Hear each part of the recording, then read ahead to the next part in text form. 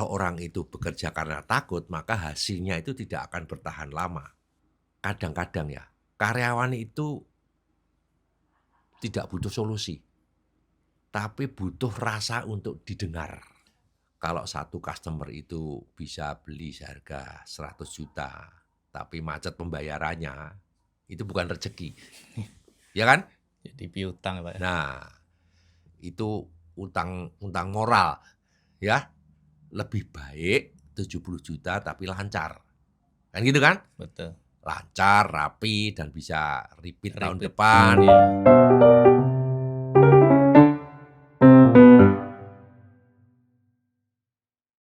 Halo sahabat semua, selamat sore. Senang sekali saya Grego Julius bisa kembali hadir di acara Cerita Sore kali ini. Kita akan ngobrol tentang dunia yang penuh dinamika, strategi, dan tentu saja penuh cerita yang seru, yaitu di dunia marketing. Banyak orang bilang bahwa di dunia marketing itu seperti roller coaster. Naik, turun, kadang bikin bangga dan kadang bikin pusing kepala. Tetapi di balik itu semua, ada seni yang luar biasa dalam membangun kepercayaan dan menjaga hubungan.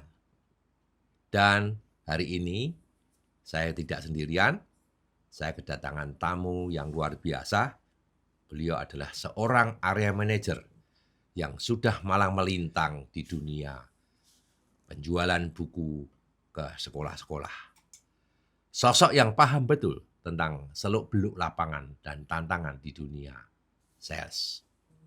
Mari kita sambut Pak Agus. Halo Pak Agus, apa kabar? Selamat sore. Selamat sore Pak Grego, kabar baik.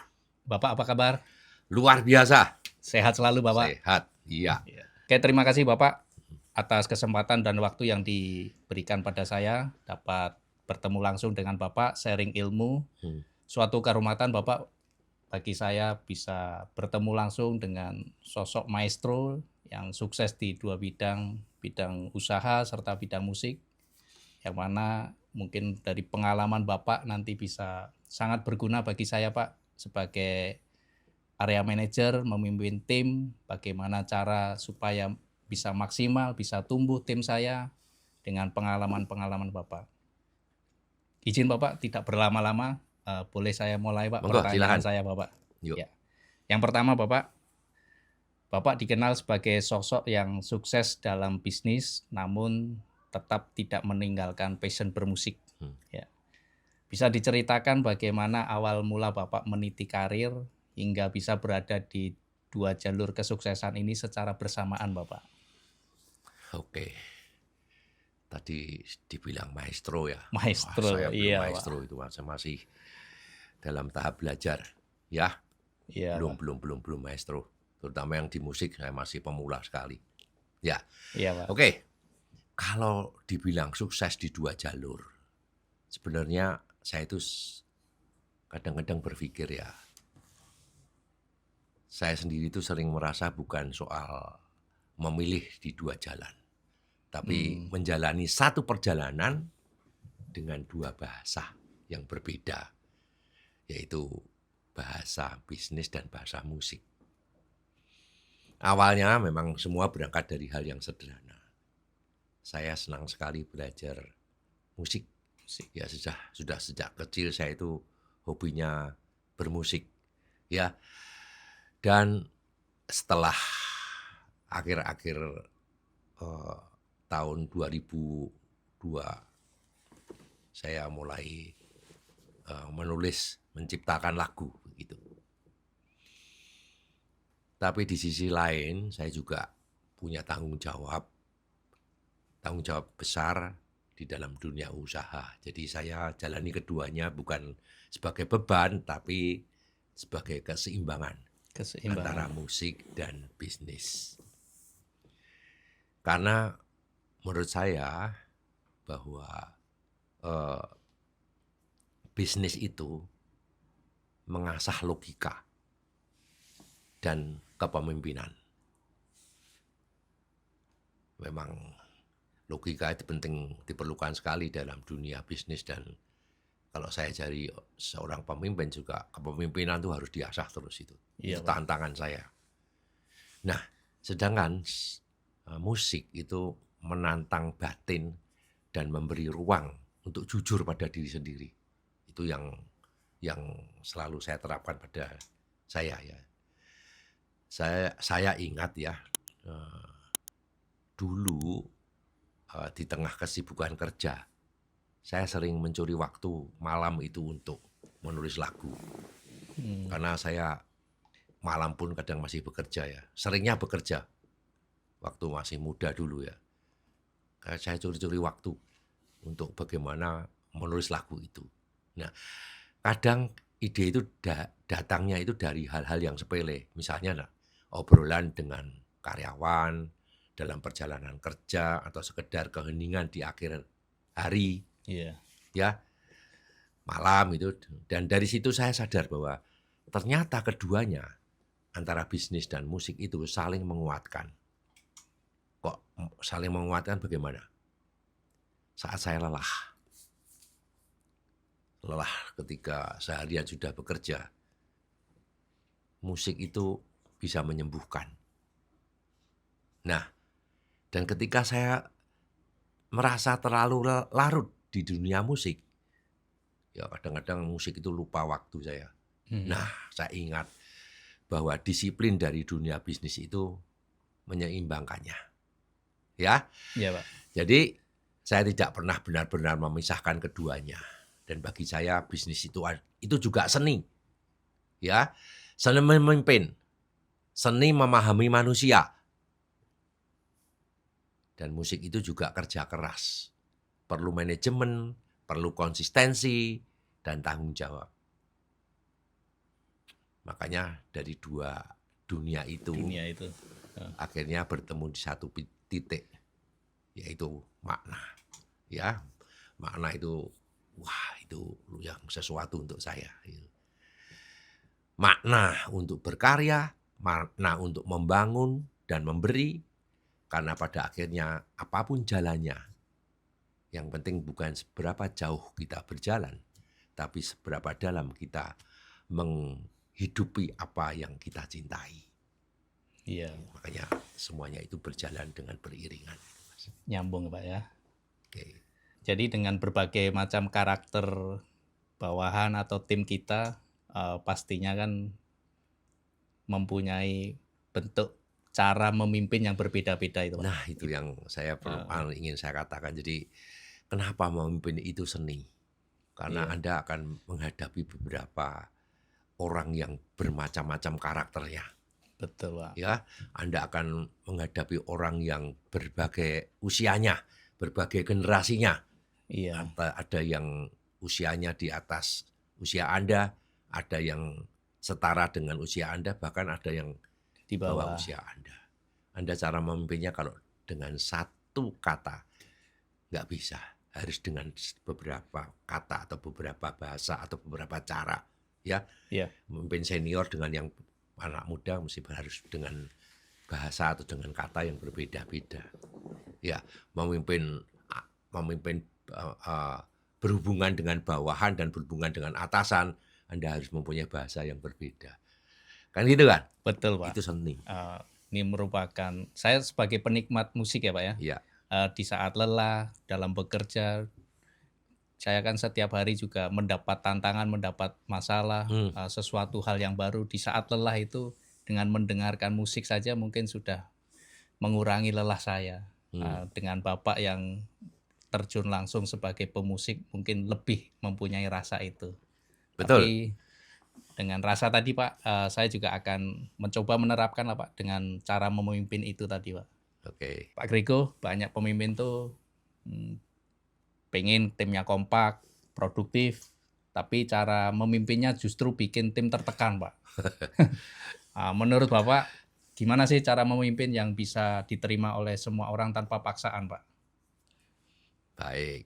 Oke ya, pertanyaan Anda itu bagus sekali dan banyak dialami oleh orang-orang para pemimpin. Iya. Ya, saya sering melihat ya beberapa pemimpin itu ingin timnya itu solid, timnya itu produktif. Betul. Bagaimana menghasilkan sesuatu yang produktif itu ya. Tapi kadang-kadang caranya salah. Ya. Nah, dengan cara mereka justru membuat orang itu pada takut. Ya. Iya. Salah itu. Karena apa? Kalau orang itu bekerja karena takut, maka hasilnya itu tidak akan bertahan lama. Ya. Iya. Nah, mereka itu memang akan patuh. Ya, dengan perintah. Karena takut, mereka itu akan patuh. Tapi karena takut, tidak akan tumbuh. Ya sudah, asal kerja saja. Tidak akan berkembang, tidak akan tumbuh. Gitu. Tidak produktif ya Pak ya? Oke, benar nggak akan produktif. Jadi menurut saya, bagaimana kepemimpinan yang bisa diterima semua orang itu?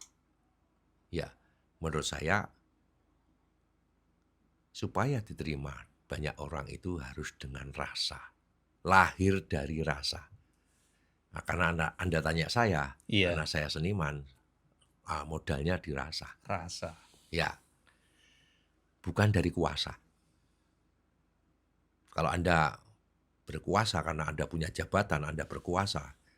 Kalau Anda memimpin dari kuasa atau jabatan Anda itu tadi, nggak akan bisa berhasil dengan baik. Menurut saya. Iya Bapak. Ya, nah, waktu saya memimpin di perusahaan pada awal-awalnya, masih muda, masih energik banget gitu ya. Saya juga sempat keras memimpin. Emosinya belum terkontrol gitu Pak. Ya, keras. Supaya semuanya itu berjalan dengan cepat. Saya pengennya harus sempurna. Tapi lama-kelamaan itu saya sadar ya bahwa bukan semua orang itu bisa diperlakukan dengan cara yang sama. Nah, dari situ saya akan melihat ada seseorang itu yang tumbuh kalau dikasih tantangan. Ya. Tapi juga ada seseorang yang justru berkembang kalau diberi kepercayaan. Jadi ada dua hal. Yang satu adalah tantangan, yang satu adalah kepercayaan. Terutama anak Gen Z ya. Gen Z itu kasih tantangan. Anak Gen Z itu suka masalah kreativitas, masalah kejujuran, masalah inovasi. Kasih tantangan anak Gen Z. Kalau hanya diperintah, kamu ngikutin saya. Kuno dia melihat itu. Kuno. Kreativitasnya tidak muncul ya Pak? Iya. Kasih tantangan aja anak Gen Z itu. Ya. Iya. Nah, orang-orang Gen Y, Gen Y, kasih kepercayaan. Beda-beda. Beda. Ya. Makanya saya seni tadi. Memimpin itu adalah seni. Kalau Anda memimpin anak-anak generasi Z, kasih aja tantangan. Tapi generasi Y, kasih kepercayaan dia. Ya. Nah, menurut saya dari situ, ya, saya mulai belajar mendengarkan. Bukan cuma menerima laporan. Ya. Tapi juga ingin mengetahui cerita di balik laporan itu. Ya. Jadi begini, Pak lapor. Ya. Kadang-kadang yang dilaporkan itu benar enggak? Laporan dengan jujur, oke, enggak jujur. Laporannya dibuat cantik supaya pimpinannya itu senang melihat laporan itu. Atau pimpinannya bisa di markup. Dia dengan tidak jujur. Ya. Iya. Ya. Jadi sekali lagi bukan cuma menerima laporan, tapi juga mengetahui cerita di balik laporan itu. Itu penting. Ya. Nah, kadang-kadang ya, karyawan itu tidak butuh solusi, tapi butuh rasa untuk didengar. Mereka itu pengen didengarkan gitu loh. Apa yang dikatakan itu didengarkan. Nah, dari situ saya belajar satu hal yang penting, yaitu bahwa memimpin itu bukan membuat orang itu untuk ikut pada kita. Ya, tapi bagaimana? Tapi membuat mereka itu merasa berarti dan berharga. Ini penting ya. Jadi orang itu kalau merasa dihargai, ya, merasa dihargai dan sebagainya, itu mereka akan bekerja dengan hati. Ya, mereka akan bekerja dengan hati. Dan kalau hati itu sudah ikut, maka Anda nggak perlu banyak perintah kok.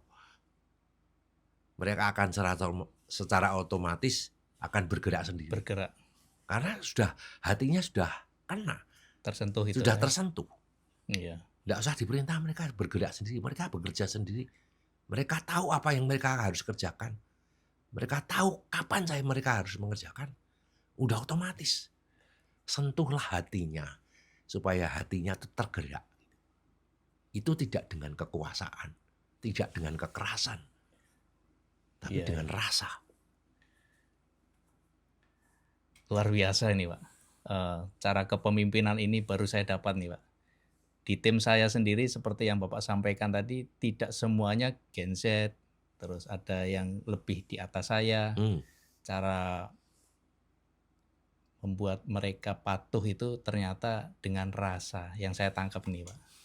Ya kalau Anda tanya saya ya. Iya.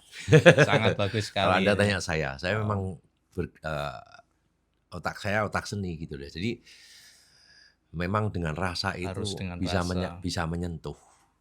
Ya, ingat-ingat ya, Anda Iya, sebagai area manager Anda punya jabatan. Iya Pak. Jangan tunjukkan Bukan bahwa saya punya kuasa. Kuasa tadi Pak ya.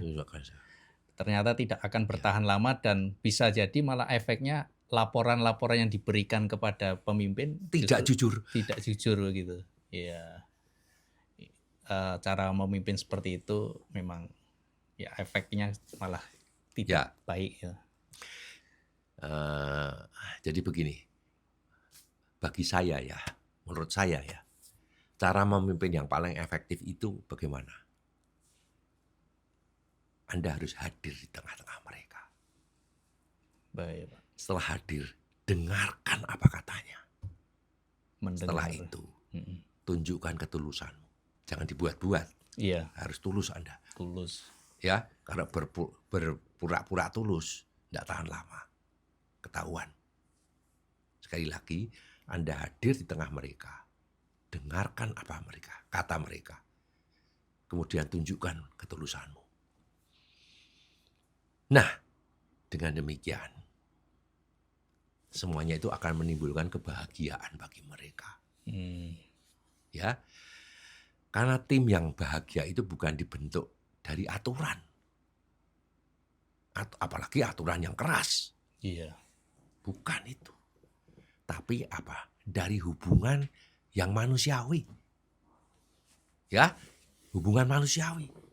Dan kalau hubungan itu kuat, hubungan kita dengan mereka itu kuat, hubungan manusiawinya itu kuat, maka performa itu akan mengikuti dengan sendirinya. Iya. Itu ya? Iya, Pak. Itu saran saya seperti itu. Sangat luar biasa, Pak. Selanjutnya, Pak, saya Silakan. mau ada pertanyaan lagi nih, Pak. Terkait dengan bagaimana, Pak, cara mengubah tantangan menjadi peluang gitu, Pak, agar kita bisa lebih berhasil lagi gitu. Tantangan menjadi peluang. Betul, ya. Pak. Oke, tim kerja itu tidak sesuai dengan maksud kita. Kadang-kadang. Kadang-kadang kita sudah kasih perintah, kita sudah kasih arahan, menurut kita arahannya sudah jelas banget. Ya. Tapi hasilnya kok melenceng ya. Melencengnya jauh kadang-kadang. Ya. Anda ngalamin seperti itu kan? Sangat ada, Pak. Ya. Seperti itu. Ya. Itu saya sudah pernah mengalami berkali-kali ya. Dengan yang seperti itu. Nah, persis seperti Anda. Apa yang harus dipelajari? Yang penting ini. Jangan langsung marah. Kamu sudah saya kasih tahu. Bukannya sudah jelas saya ngasih tahu kamu. Kenapa enggak? No. Reaktif tahan. Gitu Pak ya. Tahan. Jangan langsung marah. Karena apa? Kalau Anda emosi, yang main itu bukan logika. Logikanya kacau itu di situ. Nah, yang penting Anda harus introspeksi. Cek dulu. Yang salah itu apa? Iya. Yang salah itu niatnya, atau kemampuannya, atau komunikasinya. Ada 3 hal, sekali lagi. Setelah Anda perintah, ternyata meleset jauh dari perintah Anda. Niatnya, dia niat nggak sih? Iya, Pak. Ya, kalau nggak niat, kamu perintah 1000 kali ya tetap nggak jalan kan itu. Betul. Kamu cek dulu niatnya ada nggak. Lalu yang kedua, kemampuannya. Mampu nggak dia? Saya targetkan sekian. Nah, kalau nggak mampu nggak dia?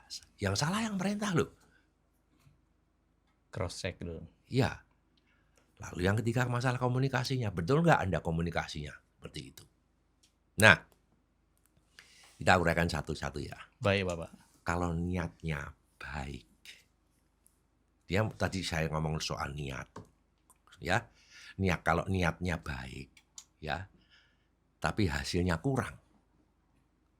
Berarti masalahnya dicari, kita menyampaikannya kadang bawaan itu pahamnya berbeda dengan maksud kita. Kita cari. Niatnya baik, tapi hasilnya kurang. Nah, mungkin komunikasinya tadi ya, Pak. Iya. Nggak paham dengan maksud kita. Ya, solusinya apa? Jelaskan sekali lagi dan beri contoh yang nyata. Ya. Iya, Pak. Dan kalau perlu turun langsung ke lapangan, bantu mereka. Dan supaya mereka mengerti Beri apa contoh. toh yang dimaksud. Apa toh yang kita maksud. Niatnya ada tapi dia nggak bisa kan. Kasih contoh. Turun ke lapangan kasih contoh. Sekali aja. Gini loh maksud saya. Seperti ini loh. Oh iya. Ya. Iya, Pak. Itu kalau niatnya. Yang kedua, mampu nggak dia? Oh. Kalau masalahnya di kemampuan, ya bantu mereka untuk belajar.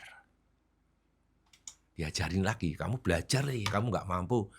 Nggak mampu itu bukan berarti bodoh ya, karena memang ilmunya kurang. Kasih ilmu, Iya. kasih ilmu supaya dia belajar. Nah, tapi kalau sudah dikasih ilmu, suruh belajar, dia tetap malas, tidak punya etikatnya nggak bagus, ya tegasin aja kalau sudah segitu, ya. Baik, Pak. Nah, itu kalau tadi masalah kemampuan. Nah, kuncinya pimpin dengan hati dulu, baru dengan tangan.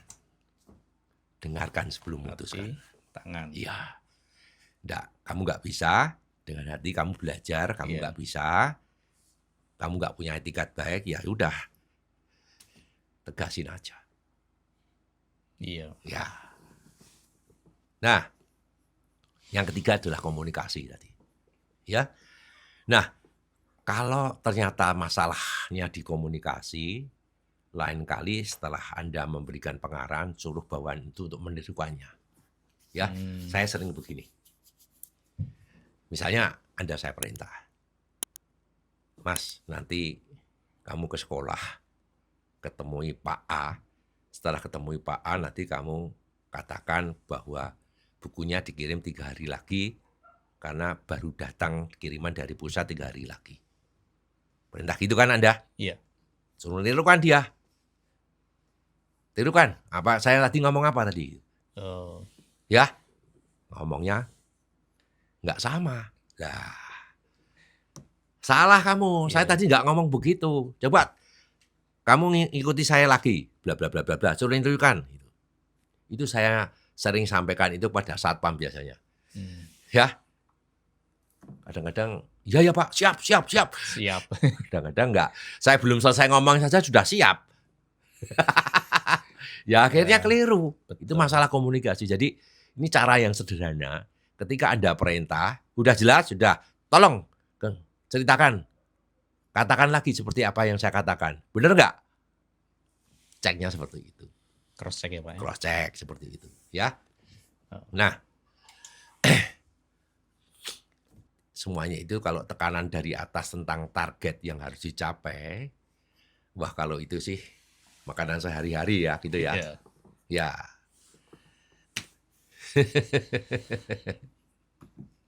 Banyak hal-hal yang memang di lapangan itu tiba-tiba Pak. Ya, ya. Pemimpin itu memang harus mempunyai kreativitas dalam komunikasi juga. Pertanyaan selanjutnya Pak. Ya. Ya, saat ini sales dituntut banyak deal Pak. Tapi sering rapuh, gampang batal. Bapak punya trik bagaimana menciptakan deal yang kuat dan berkualitas Pak? Ini masalah yang sangat terjadi di dunia penjualan ya, di dunia Betul, bisnis Pak. ya. Sales. Ya, itu penyakit klasik di dunia sales menurut saya. Ya, semuanya semangat ngejar omset Betul. ya. Ya, tapi kadang-kadang lupa mengecek fondasinya. Fondasi itu penting. Ya. Akhirnya banyak yang deal, yang lahir prematur. Kelihatannya besar laporannya, Besar. tapi rapuh di kenyataannya. Itu kan masalahnya? Betul, Pak. Ya, banyak order-order, tapi setelah disiapin barangnya, batal atau retur gitu. Retur. Oke, saya sering bilang ke tim ya, pada waktu itu saya sering bilang ke tim, jangan cuma bangga karena angka. Angka. Ya, tapi pastikan angka itu bisa ditagih dan berputar. Ya, Ya. dikirim tapi macet. Tagihannya macet. Ya, nggak bisa berputar itu nanti kalau gitu ya. Nah, karena menurut saya omset itu bukan karena jual saja. Bagaimana Anda menjual, bukan itu. Tapi soal bayarnya. Dan tidak hanya bayar saja, tapi bagaimana ada repeat order. Ya. Nah, kalau mau deal yang kuat dan berkualitas, ada 3 langkah yang seharusnya Anda pegang. 3 langkah. Ya. Ubah target. Ubah target itu dari kuantitas ya menjadi kualitas. Jadi ubah dari yang Anda mindsetnya sekarang berapa banyak, targetnya sekian itu kan kuantitas. Gantilah dengan yang kualitas, omset yang berkualitas. Ya. Jadi kita harus menggeser mindset kita. Bukan berapa banyak yang dijual, tapi berapa banyak yang sustainable, yang berkelanjutan. Ya, contohnya, kalau satu customer itu bisa beli seharga 100 juta, tapi macet pembayarannya, itu bukan rezeki. Ya kan? Jadi piutang, Pak. Nah, itu utang moral. Ya, lebih baik 70 juta tapi lancar. Kan gitu kan? Betul. Lancar, rapi, dan bisa repeat tahun depan. Iya. Itu yang berkualitas yang seperti itu. Jadi itulah contoh saya. Yang berkualitas itu yang lebih penting daripada berkuantitas. Kuantitas.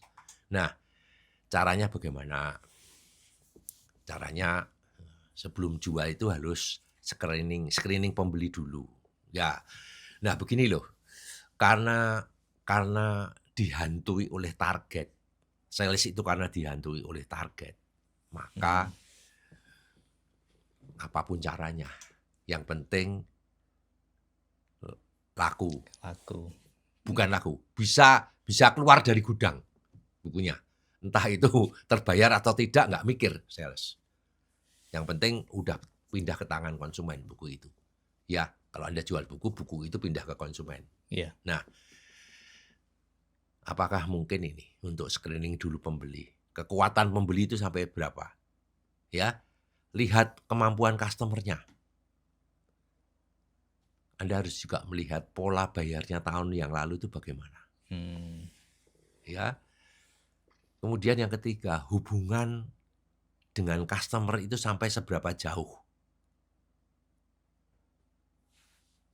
adakah dia berpotensi berkelanjutan? Pikirkan masalah itu. Ingat ya bahwa Ya, Pak. sales yang cerdas itu bukan yang cepat jualan, tapi yang bisa membaca karakter pembeli. Itu yang cerdas. Kalau nggak bisa membaca karakter pembeli ya berapapun dikasih. Pokoknya saya kalau bisa keluar sebanyak-banyaknya ya dagangannya itu. Nah, Anda harus pahami prinsip 3P. P apa? Pahami, pastikan, pelihara. Pahami. Apa itu? Jangan asal datang membawa brosur. Tanya dulu kebutuhannya. Kalau sekolah, berapa jumlah siswanya? Kondisi keuangan bosnya bagaimana? Ya, pahami. Ya, waktu pembayarannya, pahami dulu. Nah, kalau kita sudah pahami situasi mereka, tawaran kita jadi realistis, bukan memaksa. Ya, itu yang pahami. Kemudian yang pastikan itu apa? Pastikan setelah deal, konfirmasi semuanya dengan detail, secara tertulis, ya, baik itu jumlahnya, kapan kirimnya, cara bayarnya bagaimana, dan siapa penanggung jawabnya. Kadang-kadang lupa. Iya. Penanggung jawabnya siapa? Nggak jelas. Nah, semuanya itu sebetulnya bukan curiga enggak.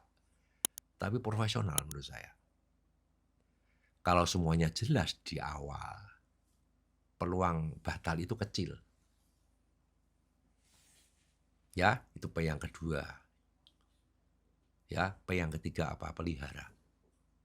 Maintenance. Setelah deal, jaga itu, jangan sampai hilang. Jangan sampai hilang customer yang sudah kita peroleh itu tadi. Dengan bagaimana? Menyapa terus. Komunikasi, Pak ya? Iya, biasanya sales itu kalau sudah dapat order, lupa. Selesai. Nggak di maintenance gitu loh. Iya. Nggak dipelihara.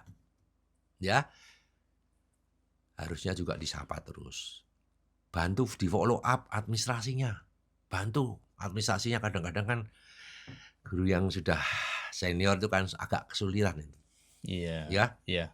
Nah, ini yang penting walaupun kecil, kirim ucapan terima kasih. Ya. Atau kirim kabar tentang misalnya ada tentang buku baru, kasih kabar lah dia. Jadi komunikasi itu terjaga. Ya, itu namanya maintenance, dipelihara gitu ya. Nah, kalau hubungan itu dijaga, pelanggan itu nggak gampang pindah ke kompetitor. Iya. Ya kan? Nah, oleh karena itu bangun sistem yang adil dan jangka panjang. Ya, ini penting banget. Ya, saya nggak berani ngomong yang lain, itu sistem itu Anda tahu sendiri. Betul, Pak. Ya? Ya. Nah, ya, itu. Jadi Anda harus pikir matang-matang masalah 3P itu. Jadi kalau saya simpulkan ya, bahwa deal yang kuat itu bukan lahir dari kecepatan menjual. No, tapi dari kedalaman pemahaman pembeli. Sekali lagi pakai rasa. Iya, Pak. Kedalaman memahami pembeli. Kejar target itu boleh, tapi jangan buta arah. Ya, lebih baik 10 pembeli yang loyal daripada 100 pembeli yang kabur di tengah jalan. Ya, baik Pak. Karena ujung dari bisnis itu bukan sekedar laku hari ini, tapi hidup bertahun-tahun. Sustainable tadi itu. Dan semua itu bisa terjadi kalau kita jual dengan hati, bukan cuma dengan target. Ya. Oke Pak, dengan hati. mantap sekali. Deal yang berkualitas akan menciptakan dengan dijaga komunikasi dengan relasi tadi ya Pak ya. Iya. Itu kunci Ya, dari dipahami semuanya. dulu ya, sampai Ah, bagaimana kamu memaintenance iya. pelihara itu tadi. Setelah deal kan biasanya begini, Pak. Terkait dengan pengiriman, Pak, yang tidak tepat waktu.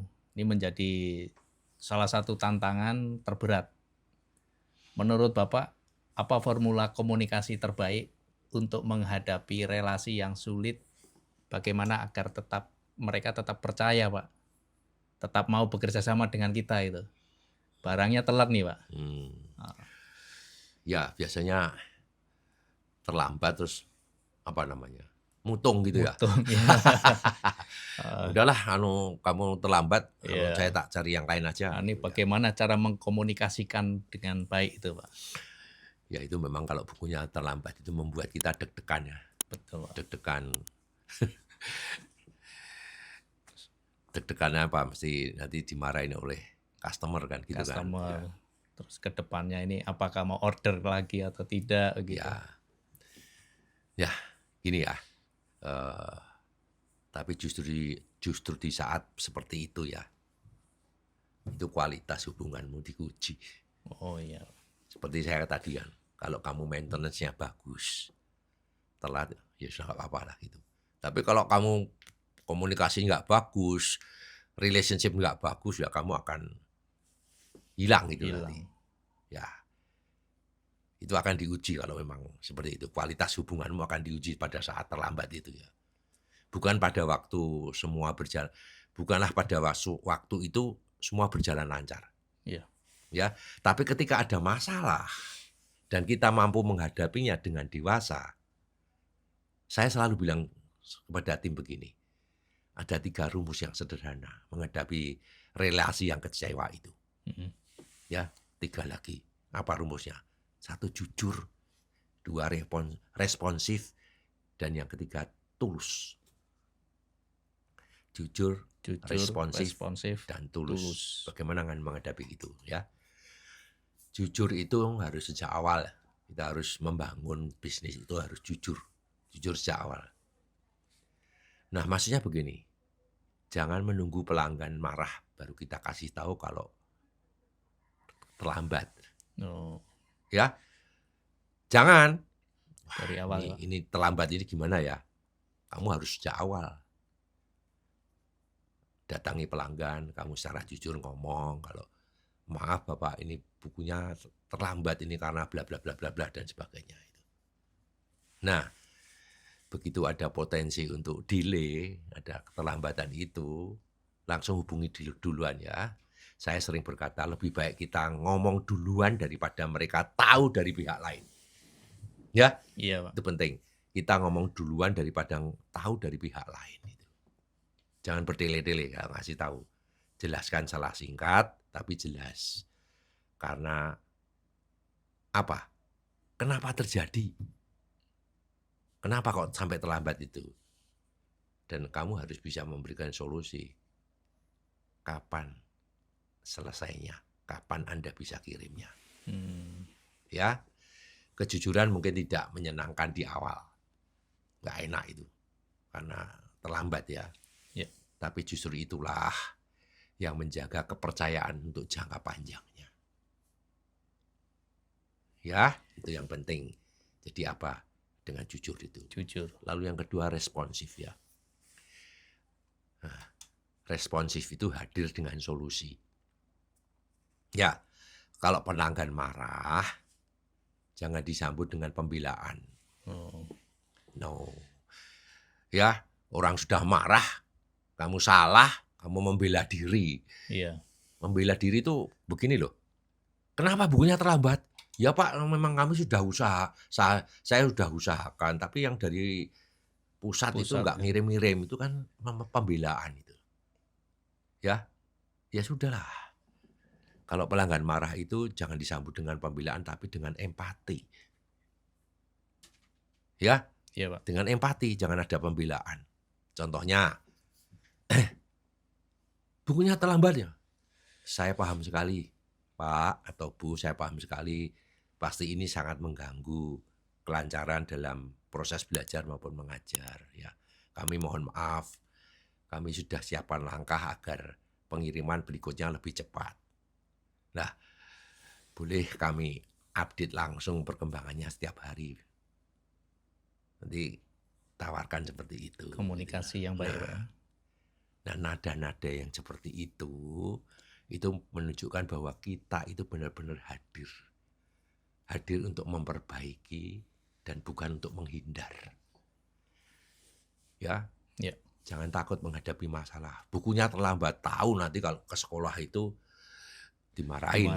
Ya, nggak di berani WA. datang. Ini kenapa bukunya terlambat? Iya. Diemin aja, nggak dijawab. Makin marah. marah dia. Jangan menghindar, hadapi dengan jujur. Itu. Siap, Ya, sebelum Anda menentukan kapan bisa kirim, Anda komunikasi yang baik dulu dengan pusat. Kapan sih ini bisa hadir? Jadi Anda berikan solusi yang seperti itu, tapi dengan rasa empati yang seperti itu. Ya, dan jangan lupa kalau janji harus ditepati loh ya. Ya, sudah nanti terlambat, nanti ngasih tanggal lagi, terlambat lagi. Janji lagi, Pak. Janji lagi, ya. Itu nggak boleh ya. Jadi janji yang ditepati itu lebih manjur dari apa? Dari 1000 kata maaf. Janji yang ditepati itu lebih manjur dari 1000 kata maaf menurut saya. Ya. Nah, Anda harus tulus menjaga hubungan setelah masalah itu selesai. Ya. Banyak sales begitu komplain selesai langsung hilang. Nggak boleh. Padahal itu momen yang penting untuk memulihkan kepercayaan lagi kan gitu loh. Supaya tidak marah lagi. Nah, biasakan untuk kirim pesan atau follow up, ucapan terima kasih atas kesabarannya. Bahkan kadang telepon langsung, ya. Iya, Pak. Ya. Tujuannya bukan formalitas sebetulnya. Bukan formalitas, tapi menunjukkan bahwa kita ini benar-benar menghargai mereka. Ya. Nah, kalau hubungan itu dijaga dengan hati, maka setiap masalah justru jadi apa? Jadi batu pijakan, bukan untuk batu, bukan batu sandungan, tapi batu pijakan. Nah, saya sering bilang kepada tim bahwa relasi yang kuat itu bukan tidak pernah marah, tapi yang tetap percaya meskipun pernah dikecewakan. Ya, saya ulang. Relasi yang kuat itu bukan yang tidak pernah marah, tapi yang tetap percaya meskipun pernah dikecewakan. Jadi formula komunikasi terbaik itu sederhana, yaitu jujur, tanggap, dan manusiawi tadi. Jangan pembelaan ya, Pak ya? Jangan pembelaan. Marah. Ya. Masalahnya sekali lagi, kalau kita bicara dengan hati ya. Kalau kita bicara dengan hati, pelanggan bisa merasakan. Dan kalau mereka sudah merasakan ketulusannya, mereka nggak cuma mau beli lagi, tapi malah jadi pembela kita di depan orang lain. Iya. Itu ya? Iya, Pak. Malah membela kita loh, walaupun mereka pernah dikecewakan. Iya. Ini formula yang sangat bagus karena ini saya alami nih, Pak. Tim saya juga mengalami. Supaya nanti dengan cara komunikasi yang baik, justru pelanggan yang kuat atau berkualitas tadi ternyata pelanggan yang pernah dikecewakan, tapi kita bisa memberikan suatu komunikasi yang baik. Ya, begitu Pak. Bapak Grego luar biasa, sungguh sebuah sesi upgrade ilmu yang full gizi menurut saya Bapak. Karena kita sudah membahas banyak hal, mulai dari filosofi Bapak menyeimbangkan bisnis dan passion bermusik Bapak. Terima kasih Pak atas kesempatan waktu sharing ilmu ini, akan sangat berguna bagi saya dan tim Pak untuk bisa lebih tumbuh dan produktif lagi, supaya rekan-rekan sahabat Grego juga yang berada di bidang sama dengan saya di marketing, mungkin ilmu ini bisa digunakan rekan-rekan juga supaya bisa memimpin tim juga dengan baik. Terima kasih Pak atas waktu dan kesempatan ini. Mungkin ada pesan terakhir Pak dari Bapak untuk kami sebagai tim penjualan atau sebagai pasukan terdepan gitu Pak. Oke, sekali lagi bahwa bisnis itu butuh logika dan Ya. kepemimpinan. Tapi jangan lupa hati, Iya Pak. rasa itu dikedepankan. Jangan karena jabatan, jangan dengan kekuasaan yang itu yang dikedepankan, tapi justru dengan hati dan Pak. rasa. Saya yakin semuanya akan bisa menjadi satu dan Anda akan tetap solid dan terpercaya. Ya. Itu ya? Ya Pak. Oke. Terima kasih Pak atas waktunya Pak. Saya undur diri. Terima kasih. Yuk. Salam sehat, salam sukses Bapak.